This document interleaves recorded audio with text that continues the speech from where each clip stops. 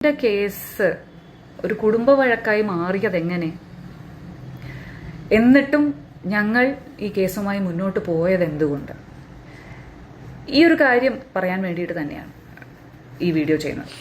ബാലഭാസ്കറിന്റെ വർണ്ണം നമ്മൾ തുടർച്ചയായിട്ട് വീഡിയോ ചെയ്യുന്നുണ്ട്. അതിനൊരു കാരണം എന്ന് പറയുന്നത് 6 കൊല്ലം മുമ്പ് നടന്നൊരു സംഭവമാണ്. അന്ന് പല പല വിവാദങ്ങളും പ്രശ്നങ്ങളും ഒക്കെ ഉണ്ടായി. ക്രൈംബ്രാഞ്ച് ഏറ്റെടുക്കുന്നു, CBI ഏറ്റെടുക്കുന്നു. അങ്ങനെ ആ കേസ് അങ്ങ്. രണ്ടാമത് ഹൈക്കോടതിയുടെ വിധി വരും. ചില കാര്യങ്ങൾ അദൃശ്യമായി ഒരു കരം ചെയ്യും എന്ന് തോന്നിയിട്ടുണ്ട് എനിക്ക് പലപ്പോഴും. അങ്ങനെ ആ കേസ് നിൽക്കും എന്ന് തോന്നിയപ്പോൾ ഹൈക്കോടതി ഇടപെടുന്നു. ഹൈക്കോടതി ഇടപെടി CBIയോട് പറഞ്ഞു, ചില കാര്യങ്ങൾ അക്കമിട്ട് നിരത്തി CBI ആവശ്യപ്പെടുന്നു, ഇതിനെപ്പറ്റി അന്വേഷിക്കണം എന്ന്. ആ അന്വേഷണത്തിൻ്റെ പരിധിയിൽ തന്നെയാണ് CBI. ഇതിനിടയിലാണ് അർജുൻ വീണ്ടും ഒരു സ്വർണ്ണമോഷണ കേസിൽ, സ്വർണ്ണക്കള്ളക്കടത്ത് കേസിൽ പ്രതിയായി.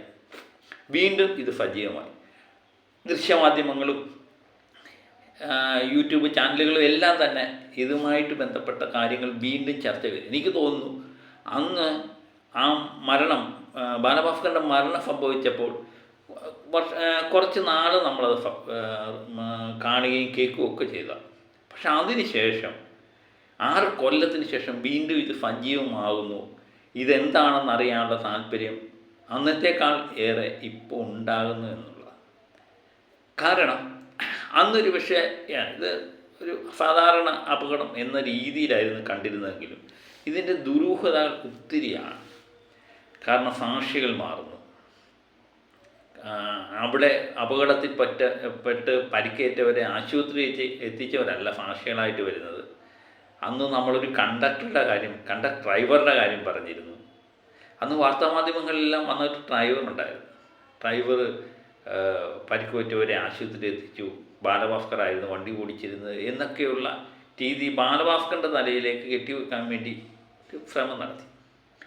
അതിനിടയിൽ പ്രകാശ് തമ്പി, ലത എന്നിവരുടെ പ്രസൻസും ഒക്കെ, വിഷ്ണു എന്നിവരുടെയൊക്കെ രീതികളും ഹോസ്പിറ്റൽ രീതികളൊക്കെ നമ്മൾ കണ്ടായിരുന്നു, ചർച്ച ചെയ്തായിരുന്നു. ഇപ്പം വീണ്ടും ഈ കേസ് എന്തുകൊണ്ട് കൊടുക്കാൻ തീരുമാനിച്ചു? ഇന്നലെ ഞാൻ പറഞ്ഞ ഒരു കാര്യം ഉണ്ടായിരുന്നു. പ്രിയ വേണുഗോപാൽ, ബാലഭാസ്കറിൻ്റെ പെങ്ങളും ഇന്നലെ വന്ന് ഒരു കാര്യം പറഞ്ഞായിരുന്നു. കേസ് കൊടുക്കുന്ന കാര്യത്തെപ്പറ്റി ലക്ഷ്മിയുമായിട്ട് സംസാരിച്ചപ്പോൾ, ബാലഭാസ്കറിൻ്റെ ഭാര്യ ലക്ഷ്മിയുമായി സംസാരിച്ചപ്പോൾ ലക്ഷ്മി ഒരു കാര്യം ആവശ്യപ്പെട്ടത്രേ, മൊഴി മാറ്റുന്നതിനെപ്പറ്റി അന്വേഷിക്കാം, പക്ഷേ സാമ്പത്തിക കാര്യങ്ങളൊന്നും അന്വേഷണ പരിധിയിൽ വരുത്തണ്ട എന്ന് ബാലഭാസ്കറിൻ്റെ അച്ഛനോട് ആവശ്യപ്പെട്ടതായിട്ട് ഇന്നലെ പ്രിയ പറയുന്നുണ്ട്. അത് കൃത്യമാണ്. ബാലഭാസ്കറിൻ്റെ സാമ്പത്തികം, ബാലഭാസ്കറിൻ്റെ കാശ് എവിടെ, ആരൊക്കെ കൈകാര്യം ചെയ്തിരുന്നു എന്നൊക്കെയുള്ള രീതിയിലേക്ക് അന്വേഷണം വ്യാപിച്ചു കഴിഞ്ഞാൽ അത് പല പല പ്രശ്നങ്ങൾ ഉണ്ടാകുമെന്ന് ലക്ഷ്മി ഭയപ്പെട്ടിരിക്കുന്നു. അല്ലെങ്കിൽ ലക്ഷ്മി ആരെയോ രക്ഷിക്കാൻ വേണ്ടിയുള്ള ശ്രമം നടത്തിയിരിക്കുന്നു എന്ന് തന്നെയാണ് നമുക്കത് തോന്നുന്നത്. അത് പറഞ്ഞത് സത്യമാണെങ്കിൽ. വീണ്ടും പ്രിയ വേണുഗോപാൽ ഒരു വീഡിയോയുമായി വന്നിരിക്കുന്നു.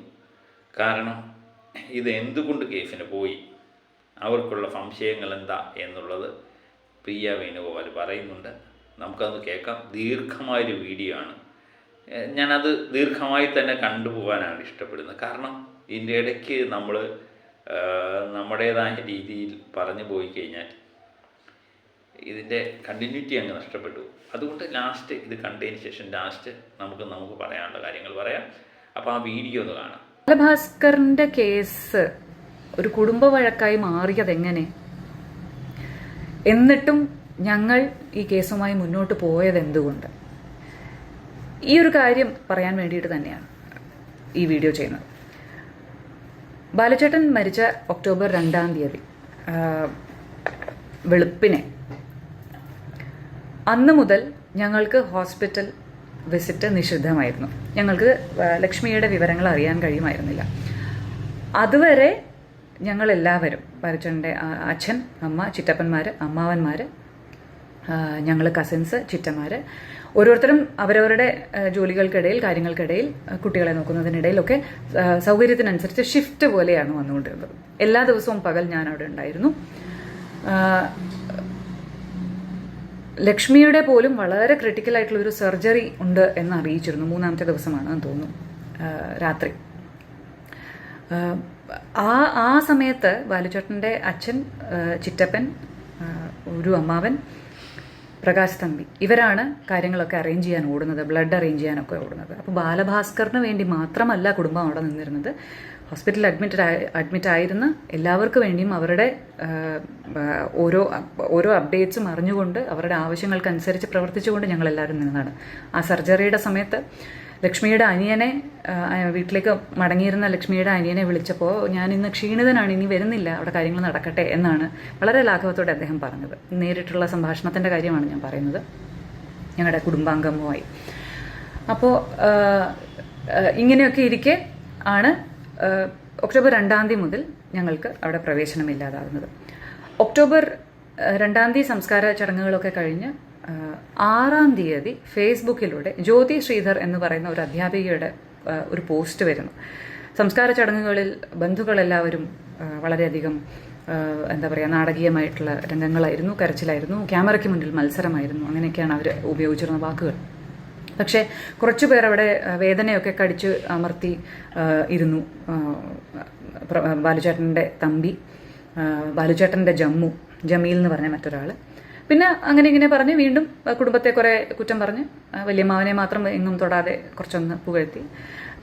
പിന്നെ ഈ പറഞ്ഞ വ്യക്തികളെ അങ്ങേയറ്റം പുകഴ്ത്തിയൊക്കെയാണ് അവർ സംസാരിച്ചിരുന്നത്.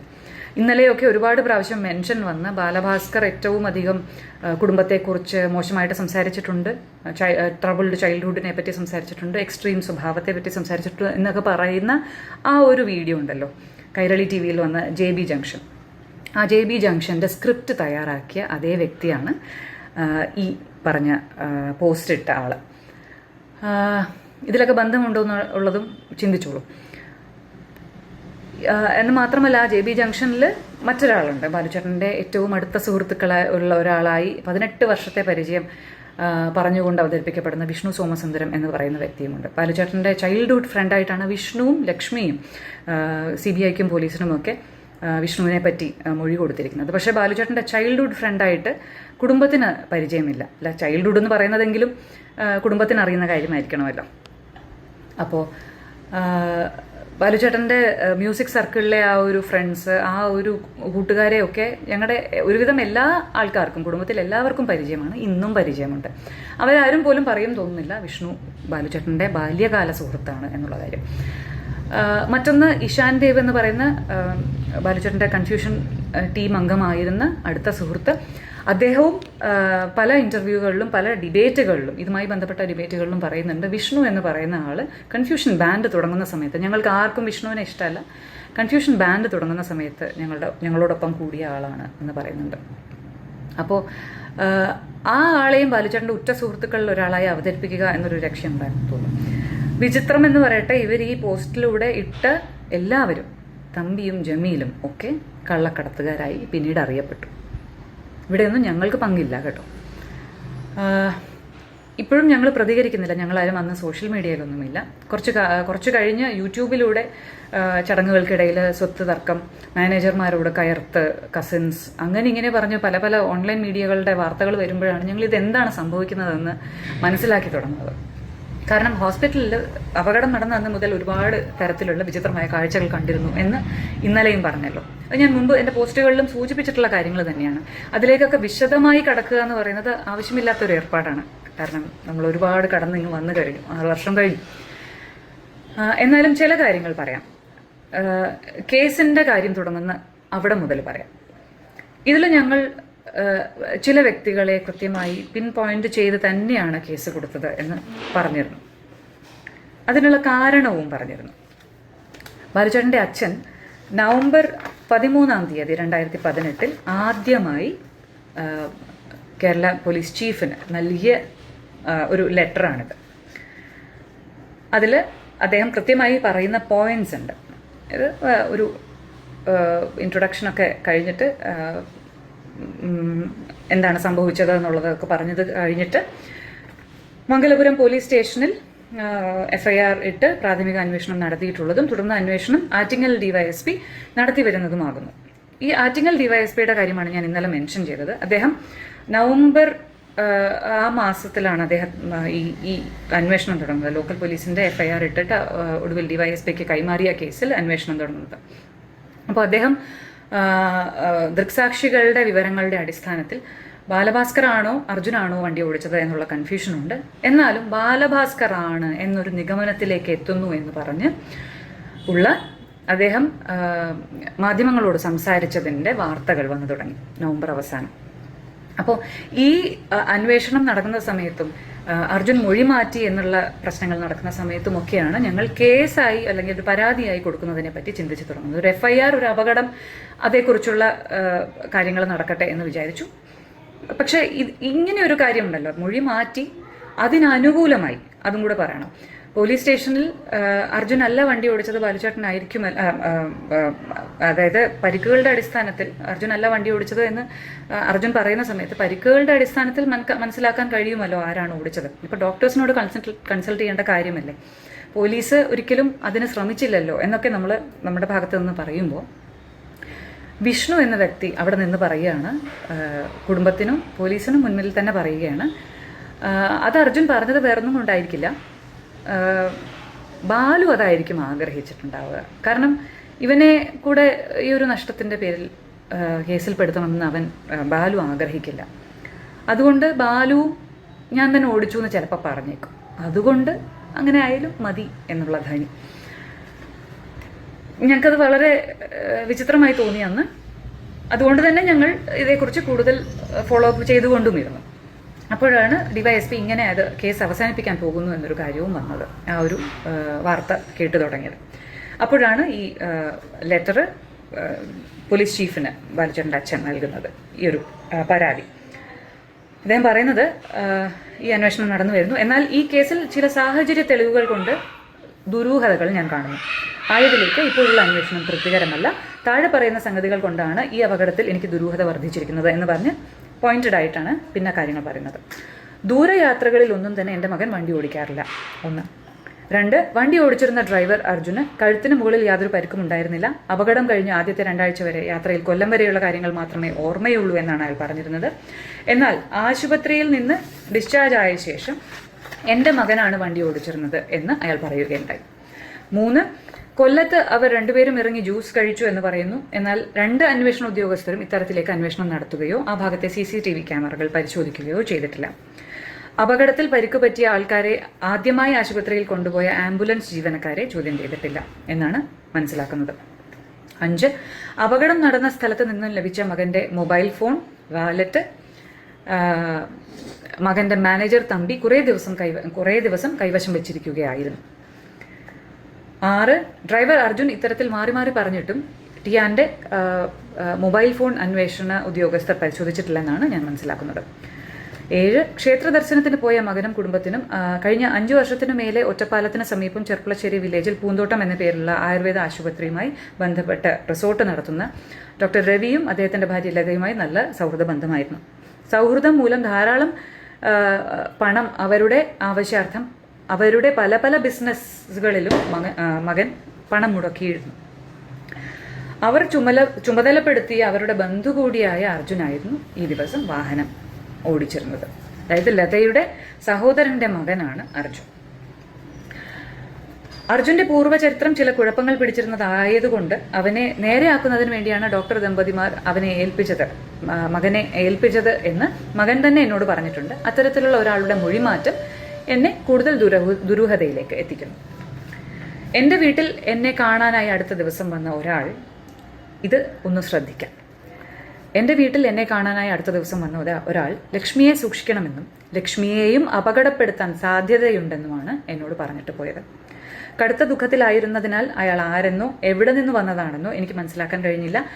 അതിലും ഞാൻ എന്തോ ദുരൂഹത മനസ്സിലാക്കുന്നു. ആ സമയത്ത് ഒരുപാട് പേര് വിസിറ്റേഴ്സായിട്ട് വരുന്നുണ്ടായിരുന്നു.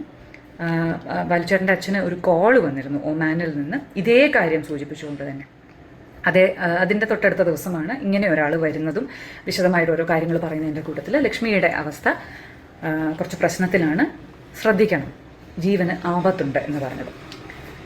കൃത്യസ്ഥലം റോഡ് വടക്കോട്ട് ഏകദേശം 250 മീറ്റർ മാറി കുത്തനെയുള്ള ഇറക്കവും അത് കഴിഞ്ഞ് കുത്തനെയുള്ള കയറ്റവും അത് കഴിഞ്ഞ് ഒരു ചെറിയ വളവുമാണ്. അത് കഴിഞ്ഞ് ഏകദേശം 30 മീറ്റർ നേരെ കാണാവുന്ന റോഡിൽ വെച്ചാണ് അപകടം. ഇത്തരത്തിൽ കുത്തനെയുള്ള ഇറക്കം വണ്ടി അപകടം നടന്നിരിക്കുന്നത്. ഇത്തരത്തിൽ കുത്തനെയുള്ള ഇറക്കം ഇറങ്ങി കുത്തനെയുള്ള കയറ്റം കയറി വളവ് വരെ വന്ന വണ്ടിയുടെ ഡ്രൈവർ ആരായാലും പിന്നീടുള്ള 2 സെക്കൻഡ് സഞ്ചരിക്കേണ്ട ദൂരം ഉറങ്ങാനുള്ള സാധ്യത വളരെ വിദൂരമാണ്.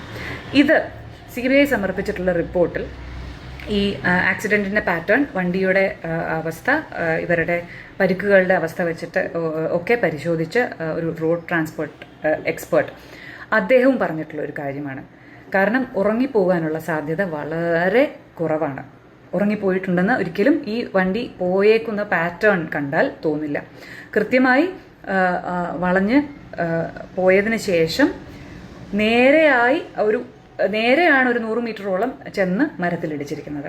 അപ്പോൾ ഉറങ്ങിയതിൻ്റെ ലക്ഷണമല്ല. പക്ഷെ അദ്ദേഹം അതിനകത്ത് പറഞ്ഞിരിക്കുന്നത് ക്ഷീണിത ആയതുകൊണ്ടാകാം, ഒരു മിസ് ജഡ്ജ്മെൻ്റ് ആകാം എന്നൊക്കെയാണ്. അപ്പോഴാണ് നമ്മൾ മുൻപ് കേട്ടിട്ടുള്ള മറ്റൊരു വണ്ടിയുടെ സാന്നിധ്യം ഉണ്ടായിരുന്നു. കാരണം ലക്ഷ്മിക്ക് അറിയാൻ സാധ്യതയില്ല, ലക്ഷ്മി കണ്ണടച്ചിരിക്കുകയായിരുന്നു.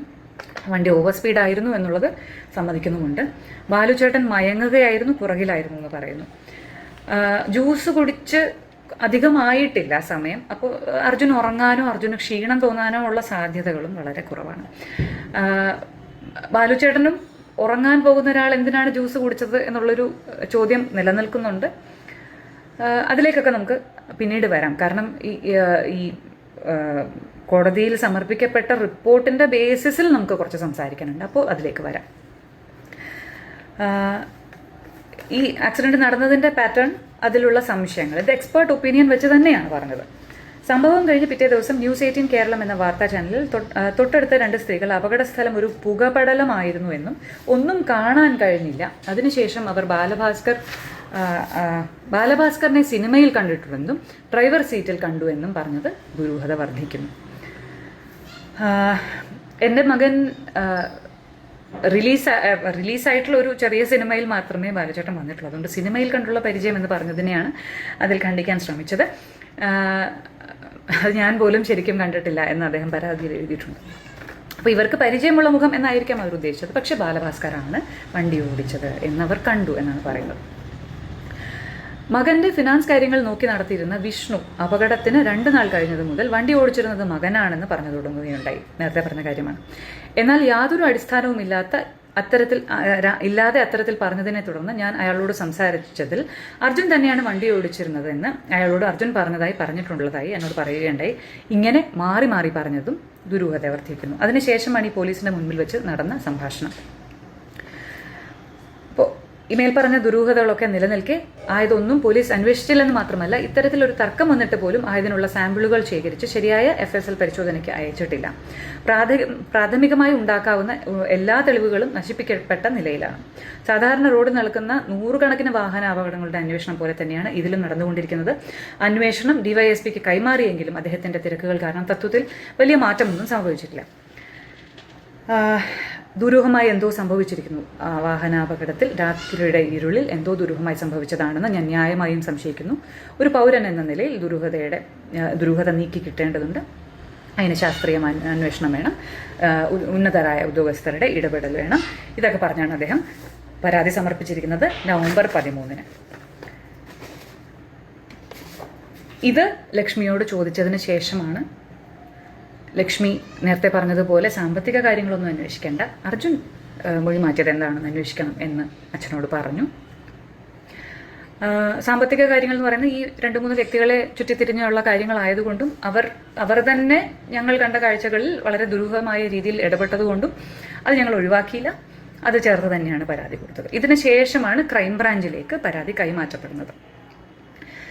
ഞാൻ പറഞ്ഞു വരുന്നത് എന്താണെന്ന് വെച്ചാൽ, അതിനിടയ്ക്ക് ഒരു വലിയൊരു കാര്യം കൂടിയുണ്ടല്ലോ. നേരത്തെ പറഞ്ഞ പോസ്റ്റിൽ പരാമർശിക്കപ്പെട്ട ജമീൽ മുഹമ്മദ് FIRൽ 4:15 എന്നാണ് അപകട സമയം എഴുതിയിരിക്കുന്നത്. അത് കൃത്യമായി കണ്ടെത്തിയിരിക്കുന്നത് പൂന്തോട്ടം ലതയുടെ കോൾ എത്തിയോ എന്നറിയാൻ വിളിച്ച കോളുകൾ കണ്ടതിന് ശേഷം അപകട സ്ഥലത്തെത്തിയ പോലീസ് ആ ഫോൺ എടുക്കുന്ന സമയത്ത് എടുത്തത് പോലീസാണ്. അപ്പോൾ അർജുൻ്റെ ഫോണിലാണ് വിളിച്ചത്. എടുത്തപ്പോൾ ഇത് ബാലഭാസ്കറിൻ്റെ കുടുംബമാണ് എന്ന് അവരാണ് ആദ്യമായി അറിയിക്കുന്നത്. അങ്ങനെയാണ് ലോകം അറിയുന്നത്. 4:15 ശേഷമാണ് ലതയുടെ മകൻ, തമ്പിയോടൊപ്പം ഉണ്ടായിരുന്ന ലതയുടെ മകൻ, അതും ഒരു വിചിത്രമായ കഥയാണ്, പിന്നെ പറയാം. ലതയുടെ മകന് 4:15 ശേഷമാണ് കോൾ വരുന്നത്. അങ്ങനെയാണ് പിന്നീട് തമ്പി അറിയുന്നത്, തമ്പിയോടൊപ്പം ആയതുകൊണ്ട് തമ്പി അറിയുന്നത്, പിന്നെ സുഹൃത്തുക്കളൊക്കെ അറിയുന്നത്. ഇതാണ് ഒരു കഥ. പക്ഷേ ജമീൽ മുഹമ്മദ് എന്ന് പറയുന്ന വ്യക്തി 3:30 വിളിച്ചു പറഞ്ഞിട്ട് ഈ സംഭവ സ്ഥലത്ത്, അതായത് ആശുപത്രിയിലേക്ക് എത്തിയ ബാലുചേട്ടൻ്റെ സുഹൃത്തുക്കളുണ്ട്, മൊഴിയുണ്ട് അവരുടെ. ഇതൊന്നും വെറും ഹിയർസേ അല്ല, കൃത്യമായ മൊഴികൾ CBIക്ക് നൽകിയതിലും ഉണ്ട്. 3:30 ജമീൽ വിളിച്ചു പറഞ്ഞു. അതുപോലെ തന്നെ ഇഷാൻ ദേവ് എന്ന് പറയുന്ന അദ്ദേഹം ചെന്നൈയിലായിരുന്നു. അദ്ദേഹത്തിനും ഒരു 4:01 കോൾ വന്ന കാര്യം അദ്ദേഹവും പറഞ്ഞിട്ടുണ്ട് മുൻപ്. ഇതെല്ലാം നിലനിൽക്കെയാണ് 4:15 എന്നുള്ള ഒരു കാര്യം വരുന്നു. CBIയും പറയുന്നുണ്ട് 3:30 ആക്സിഡൻറ്റ് നടന്നുവെന്ന്. ജമീൽ എങ്ങനെ അറിഞ്ഞു എന്ന് ആരും അന്വേഷിച്ചിട്ടില്ല. തമ്പിയും ജിഷ്ണുവും അറിഞ്ഞതിന് ശേഷം ലോകം അറിഞ്ഞ ഒരു വാർത്ത. ജമീൽ എന്ന് പറയുന്ന ആൾ എങ്ങനെ അറിഞ്ഞു എന്ന് ആരും പറയുന്നില്ല. ജമീലും വിഷ്ണുവും തമ്പിയും ഒക്കെ സ്വർണ്ണക്കള്ളക്കടത്തിന് പിന്നീട് കാരിയർമാരായി പിടിയിലായവരാണ് DRIയുടെ. ഇതൊന്നും ആരും അന്വേഷിച്ചിട്ടില്ല. ദുരൂഹതകളില്ല അല്ലേ? ഇനി ഒരു കാര്യം കൂടി പറയാം. വളരെ പ്രശസ്തനായൊരു വ്യക്തിയായിരുന്നു KSRTC ഡ്രൈവർ അജി. അദ്ദേഹം വളരെ ഇൻട്രസ്റ്റിംഗ് ആയിട്ടുള്ളൊരു സ്റ്റോറിയൊക്കെ പറഞ്ഞ് അദ്ദേഹം പറപ്പിച്ച് വരുന്നു. ആറ്റിങ്ങലിൽ നിന്ന് വരുന്നു. വന്നതിന് ശേഷം അദ്ദേഹം തന്നെ ഡോർ ലോക്ക് ചെയ്തതിന് ശേഷം, വേറെ ആരും ഇടപെടാതിരിക്കാനാണോ അറിയില്ല, ഡോർ ലോക്ക് ചെയ്തതിന് ശേഷം അദ്ദേഹം ഇറങ്ങുന്നു. അദ്ദേഹം തന്നെ ഓടുന്നു, എല്ലാം കാണുന്നു. കമ്പിപ്പാര എടുക്കുന്നു, കതക് തുറക്കുന്നു, കുഞ്ഞിനെ എടുക്കുന്നു, ലക്ഷ്മിയെ എടുക്കുന്നു, ബാലുചേട്ടനെ എടുക്കുന്നു, അർജുനെ എടുക്കുന്നു. ഇങ്ങനെ എല്ലാം ഒരു വൺ മാൻ ഷോ, ഒരു സൂപ്പർമാൻ സ്റ്റോറി പോലെ അദ്ദേഹം ഒരുപാട് പറഞ്ഞുപോയി. അദ്ദേഹമായിരുന്നു പ്രൈം വിറ്റ്നസ്. കുറേയേറെ കാലം ക്രൈം ബ്രാഞ്ചിനും അങ്ങനെ തന്നെയായിരുന്നു, അവസാന ഘട്ടം വരെ. RTIയിലൂടെ KSRTC ബസ്സിൻ്റെ സമയം, അതിൻ്റെ സമയക്രമം, ഷെഡ്യൂൾ ടൈം, ആ സമയത്ത് വന്ന സമയം, തമ്പാനൂർ രജിസ്റ്റർ ചെയ്ത സമയം, ഇതെല്ലാം കൃത്യമായി മനസ്സിലാക്കിയതിന് ശേഷം ചില ചോദ്യങ്ങൾ അങ്ങോട്ട് തിരിച്ച് ചോദിച്ചതിന് ശേഷമാണ് ക്രൈം ബ്രാഞ്ചിൻ്റെ പ്രൈം വിറ്റ്നസ്, അതായത് മജിസ്ട്രേറ്റിന് മുമ്പിൽ മൊഴി കൊടുക്കാനുള്ളവരുടെ ലിസ്റ്റ്, 164 സ്റ്റേറ്റ്മെൻറ്റ് കൊടുക്കാനുള്ളവരുടെ ലിസ്റ്റിൽ നിന്ന് ഇദ്ദേഹം വളരെ നൈസായിട്ട് ഒഴിവാക്കപ്പെട്ടു. അജിയെ നിങ്ങൾക്ക് എല്ലാവർക്കും ഓർമ്മയുണ്ടാവും. അദ്ദേഹം കണ്ട കാര്യങ്ങളെല്ലാം വളരെയധികം വിസ്തരിച്ച് മീഡിയയിലൂടെയൊക്കെ പറയുന്നുണ്ടായിരുന്നു. അദ്ദേഹത്തിൻ്റെ കാര്യവും ആദ്യം വന്നതൊരു പോസ്റ്റായിട്ടാണ്, പോലീസ് വഴിയൊന്നുമല്ല. പക്ഷെ ഇതേ സമയം തന്നെ പോലീസ് ഒന്നും എൻ്റർടൈൻ ചെയ്യാതെ വേറൊരു ദൃക്സാക്ഷി, നന്ദു എന്ന് പറയുന്നൊരു പയ്യൻ, നന്ദുവിൻ്റെ ബ്രദറുമായിട്ട് എയർപോർട്ടിൽ നിന്ന് വരുന്ന വഴി വർക്കലയിലേക്ക് തിരിച്ച് അവരുടെ വീട്ടിലേക്ക് പോകുന്ന വഴി വന്ന് ഈ റെസ്ക്യൂ ഓപ്പറേഷനിൽ ആദ്യമായി ഇടപെട്ട് നന്ദുവാണ് പല കാര്യങ്ങളും ചെയ്യുന്നത്. നന്ദു പറയുന്നുണ്ട് കമ്പിപ്പാരയൊന്നും വേണ്ടി വന്നിട്ടില്ല അവിടെ, കാരണം വിൻഡോ ഗ്ലാസ് ഷാറ്റേഡ് ആയിരുന്നു. അപ്പോൾ ഒന്ന് പിടിച്ച് കുലുക്കിയപ്പോൾ തന്നെ ഗ്ലാസ് വീണു. എന്നിട്ടാണ് ഉള്ളിൽ നിന്ന് തന്നെ ഡോറ് തുറന്നത്. അതിനുശേഷമാണ് ബാക്കി ഓരോന്ന് ചെയ്യുന്നത്. നന്ദുവിൻ്റെ ചേട്ടൻ ഈ പ്രണവാണ് കുഞ്ഞിനെ കാണുന്നത്. ഗിയർ ബോക്സിന് സൈഡിലായിട്ട് കുഞ്ഞു മറിഞ്ഞു കിടക്കുന്നത് കണ്ടു. കുഞ്ഞിനെ കയ്യിലെടുക്കുന്നതും, കുഞ്ഞിന് ഹൈവേ പോലീസ് അപ്പോഴത്തേക്ക് വരുന്നു. ഹൈവേ പോലീസിൻ്റെ വണ്ടിയിൽ തന്നെ പ്രണവ് കുഞ്ഞിനെ മടിയിലിരുത്തി. കുഞ്ഞിന് അപ്പോഴും ശ്വാസം ഉണ്ടായിരുന്നു എന്നാണ് പ്രണവ് പറയുന്നത്. പകുതി വഴിക്ക് കുഞ്ഞിന് അനക്കം ഉണ്ടായിരുന്നില്ല. പ്രണവാണ് പറയുന്നത് നമുക്ക് അനന്തപുരിയിലേക്ക് പോകാം, കാരണം കുഞ്ഞിൻ്റെ അവസ്ഥ എന്താണെന്ന് മനസ്സിലാകുന്നില്ല. അപ്പം മെഡിക്കൽ കോളേജിൽ പോയാലുള്ള പ്രശ്നങ്ങളുടെ കണക്കാക്കിയിട്ട് ഹൈവേയിൽ നിന്ന് ഏറ്റവും എളുപ്പത്തിന് നമുക്ക് നേരെ അനന്തപുരിയിലേക്ക് പോകാമെന്ന് തീരുമാനിക്കുന്നത്. വേറെ ആരും ഇടപെട്ടിട്ടില്ല എന്നാണ് നന്ദുവിൻ്റെയും പ്രണവിൻ്റെയും മൊഴി. ഇതിൽ തമാശ എന്താണെന്ന് വെച്ചാൽ നന്ദുവിൻ്റെ മൊഴി, നന്ദു പറയാനായിട്ട് ശ്രമിച്ച ഇടങ്ങളിലെല്ലാം നന്ദു ആട്ടിപ്പായിക്കപ്പെടുകയായിരുന്നു. ആറ്റിങ്ങൽ DYSPയോട് പറയാൻ പോയി, അദ്ദേഹത്തിൻ്റെ ഓഫീസിൽ പോയി. അപ്പോൾ നിനക്ക് പ്രശ്നത്തിലൊന്നും ആവണ്ടെന്നുണ്ടെങ്കിൽ ഓടിക്കോ എന്നാണ് അദ്ദേഹം പറഞ്ഞത്. ഒടുവിൽ ഈ വാർത്തകളൊക്കെ വന്ന് പ്രശ്നങ്ങളൊക്കെ ആയ സമയത്ത്, ഈ സ്വർണ്ണക്കള്ളക്കടത്തിൻ്റെ വാർത്തകളൊക്കെ വന്ന് ആകെ ഈ ഇതിൻ്റെ കാര്യത്തിലൊക്കെ ചർച്ചകൾ വീണ്ടും തുടങ്ങുന്ന സമയത്ത്, അല്ല സ്വർണ്ണക്കള്ളക്കടത്തിൻ്റെ അല്ല, ഇതിന് മുമ്പുള്ള ഈ വിവാദങ്ങൾ, അത് ആരോടിച്ചു എന്നുള്ള വിവാദങ്ങൾ വരുന്ന സമയത്താണ് അദ്ദേഹത്തിന് ആകെ ഒരു ഇരിക്കപ്പുറതിയില്ലാതെ ഏതോ റിപ്പോർട്ടറിനെയൊക്കെ വിളിച്ച് ചോദിച്ച് അഡ്രസ്സ് കണ്ടെത്തി അച്ഛനെ വന്ന് കാണുന്നതും സംസാരിക്കുന്നതും. അങ്ങനെയാണ് ഞങ്ങൾ വഴിയാണ് ക്രൈംബ്രാഞ്ചിന് ഇദ്ദേഹം ക്രൈംബ്രാഞ്ചിലേക്ക് അപ്പോഴത്തേക്ക് കേസ് വന്നു കഴിഞ്ഞു. ആ ഘട്ടം വരെയും ഇദ്ദേഹത്തെ ആരും മൊഴി നൽകാൻ അനുവദിച്ചിട്ടില്ല. അപ്പോൾ ക്രൈംബ്രാഞ്ചിന് മുന്നിൽ ഇദ്ദേഹം മൊഴി നൽകുന്നത്. പക്ഷേ ഇവരുമൊന്നും പിന്നീട് അങ്ങോട്ട് അവരുടെ മൊഴികൾക്കൊന്നും പിന്നീട് ഒരു വാല്യൂം ഇല്ലാതായി. കുഞ്ഞിനെ പ്രണവാണ് കൊണ്ടുവന്നതെന്നുള്ളതിന് ദൃക്സാക്ഷികൾ വേറെ ഹോസ്പിറ്റലിലുമുണ്ട്. ഇതിനൊന്നും ഒരു വാല്യൂ ഇല്ല.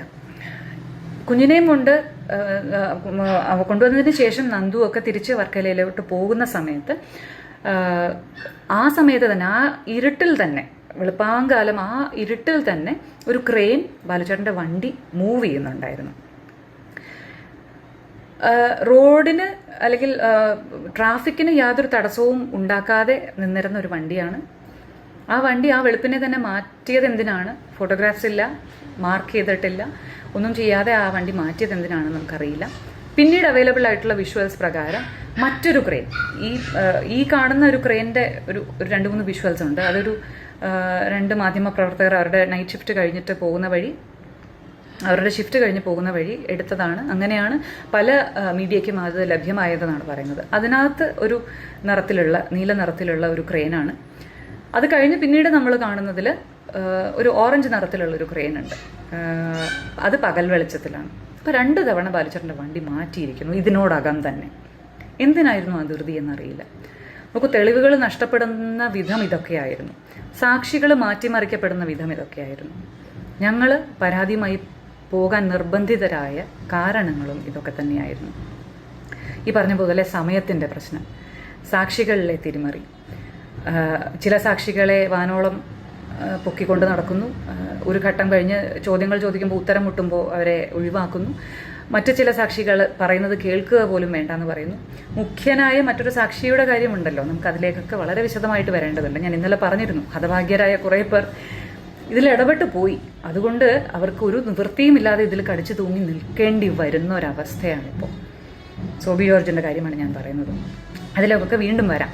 ഒരുപാട് വിശദമായി ഈ CBIയുടെ കാര്യത്തിൽ തന്നെ ആ കാര്യങ്ങൾ പറയാനുണ്ട്. പക്ഷേ ഇത്രയും ദുരൂഹതകളൊക്കെ നിലനിൽക്കുമ്പോഴും ഞങ്ങൾ ആദ്യം പരാതി കൊടുത്ത സമയത്ത് ഞങ്ങളോടൊപ്പമായിരുന്നു എതിർ കക്ഷികളെങ്കിൽ, ഇപ്പോൾ എതിർ ഭാഗത്ത് നിൽക്കുന്നവരെങ്കിൽ, തമ്പിയോ വിഷ്ണുവോ അർജുനോ ഒക്കെ പിന്നീട് ഈ ക്രൈം കാര്യങ്ങളിൽ ഇടപെടേണ്ടി വരുമായിരുന്നു, അല്ലെങ്കിൽ അതിൽ പെടുമായിരുന്നു. ബാലഭാസ്കറിൻ്റെ പേര് ഇതുമായൊക്കെ ബന്ധപ്പെട്ട് കേൾക്കുന്നു, അതിലേക്ക് ബന്ധുക്കളുടെ ഇടപെടലുകൾ കൊണ്ടെത്തിക്കുന്നു എന്നാണ് വലിയൊരു പരാതി ഞങ്ങൾ കേൾക്കുന്നത്. ഞങ്ങൾ ഇടപെട്ട സമയത്ത് ഞങ്ങളോടൊപ്പം നിന്നിരുന്നെങ്കിൽ ഇവർക്കെതിരെ തന്നെ ഞങ്ങൾ സംശയങ്ങളുടെ അടിസ്ഥാനത്തിൽ വിരൽ ചൂണ്ടിയപ്പോൾ ഞങ്ങളോടൊപ്പമായിരുന്നെങ്കിൽ പാവം ബാലുചേട്ടൻ്റെ പേര് ഇതിനോടൊപ്പം വലിച്ചിഴക്കപ്പെടുമായിരുന്നു. ഇവർ ഈ ഇല്ലീഗലായിട്ടുള്ള ആക്ടിവിറ്റീസ്, ബാലുചേട്ടൻ പോയതിന് ശേഷമാണ് ഇതൊക്കെ തുടങ്ങിയതെന്നാണല്ലോ അവർ പറയുന്നത്, ഈ ഇല്ലീഗൽ ആക്ടിവിറ്റീസുമായി ഇവർ മുന്നോട്ട് പോകുമായിരുന്നു. ഒന്ന് ചിന്തിക്കാം. നേരത്തെ പറഞ്ഞതുപോലെ നിർബന്ധങ്ങളൊന്നുമില്ല.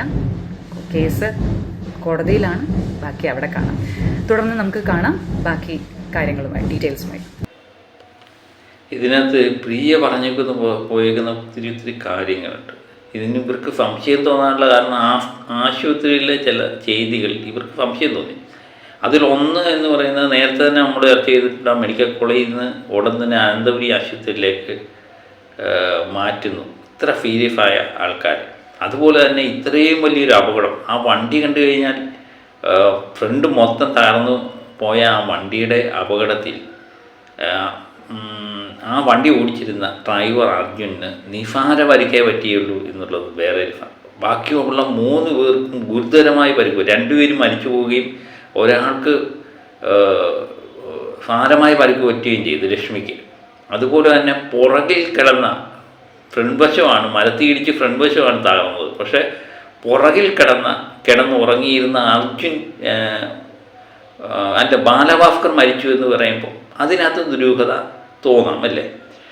അതുപോലെ തന്നെ വേറെ ഒരു സംഭവമായിട്ട് എനിക്ക് തോന്നുന്നത് ഇതിൻ്റെ ടൈമിൻ്റെ പ്രശ്നമാണ്. അന്ന് ടൈമുകൾ 4 ചില്ലോനാണ് പറയുന്നത്. അത് ലത എന്ന് പറയുന്ന വ്യക്തി അർജുനെ ബാലഭാസ്കറിനെ പരിചയപ്പെടുത്തിയ വ്യക്തി രാത്രി 4:15 അർജുൻ്റെ ഫോണിലേക്ക് വിളിക്കുന്നു. അത് പോലീസുകാരെടുത്ത്. അതുകൊണ്ടാണ് ആ ടൈം കണക്കാക്കിയിരിക്കുന്നത്. ഇതിനു മുമ്പ് തന്നെ ബാലഭാസ്കറിൻ്റെ പല സുഹൃത്തുക്കൾ എന്ന് പറയുമ്പോൾ അത് ഇവരെല്ലാം സ്വർണ്ണക്കള്ളക്കടത്തുമായി ബന്ധപ്പെട്ട് നിൽക്കുന്നു, അതിന് ശേഷമുള്ള കഥകളിലെല്ലാം നിൽക്കുന്നു എന്നുള്ളതാണ് നമുക്ക് സംശയത്തിന് ഇടം നൽകുന്നത്. ബാലഭാസ്കറിൻ്റെ അതുപോലെ തന്നെ അന്ന് ഈ ചാനലുകളെല്ലാം എടുത്തു നോക്കിക്കഴിഞ്ഞാൽ വേറെ ഒരു സംഭവം കാണാം. അന്ന് പലരും പറഞ്ഞിരുന്നത്, പല ആൾക്കാർ രംഗപ്രവേശം ചെയ്തായിരുന്നു, കണ്ടവരും കേട്ടവരുമായിട്ട്. അവരെല്ലാം പറഞ്ഞിരുന്നത് ഈ ഈ ബാലഭാസ്കറാണ് വണ്ടി ഓടിച്ചിരുന്നു എന്നുള്ളതാണ്. പിന്നെ ബാലഭാസ്കർ അല്ല വണ്ടി ഓടിച്ചിരുന്നത് എന്ന് തെളിഞ്ഞു. ഇവരെന്തുകൊണ്ട് ഇങ്ങനെ മൊഴികളുമായിട്ട് വന്നു എന്നുള്ളതാണ്.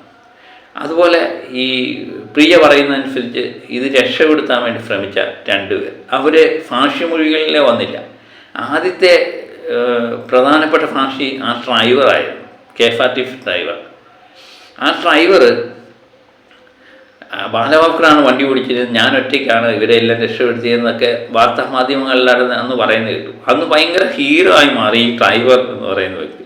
പിന്നെ ഈ ഡ്രൈവറെ പറ്റി യാതൊരു വിവരവുമില്ല എന്നുള്ളതും സത്യം തന്നെയാണ്. അതാണ് ഞാൻ പറയുന്നത്, ഓരോരോ കാര്യങ്ങൾ നമ്മൾ എടുത്തു നോക്കിക്കഴിഞ്ഞാൽ ഈ ബാലഭാസ്കറിൻ്റെ വീട്ടുകാർ പറയുന്ന കാര്യങ്ങളിലെല്ലാം എന്തൊക്കെയോ പ്രശ്നങ്ങളുണ്ട്. ബാലഭാസ്കറിൻ്റെ മരണവുമായി ബന്ധപ്പെട്ട് പലതും കണ്ടെത്താനുണ്ട് എന്നുള്ളത് വ്യക്തമാണ്. അത് ഹൈക്കോടതി തന്നെ വ്യക്തമാക്കിയിട്ടുള്ളതാണ്.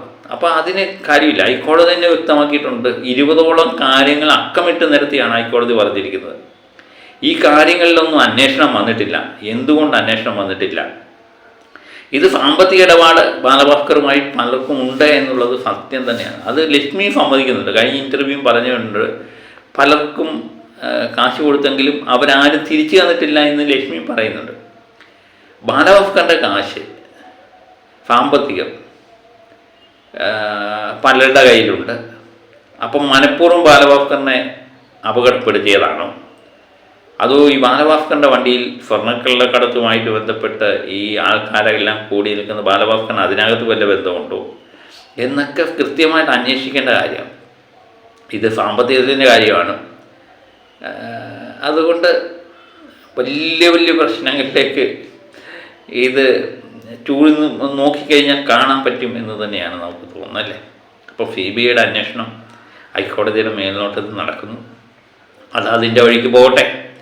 അപ്പം പുതിയ പുതിയ കാര്യങ്ങളും ഒക്കെ ആയിട്ട് പ്രിയ വീണ്ടും നമ്മളെയൊക്കെ കാണാം, വീഡിയോയുമായിട്ട് എത്തും എന്ന് തന്നെ പ്രതീക്ഷിക്കുന്നു. അപ്പം ഏകദേശം വീട്ടുകാരുടെ മനസ്സിലുള്ള കാര്യങ്ങൾ നമുക്ക് മനസ്സിലാകും.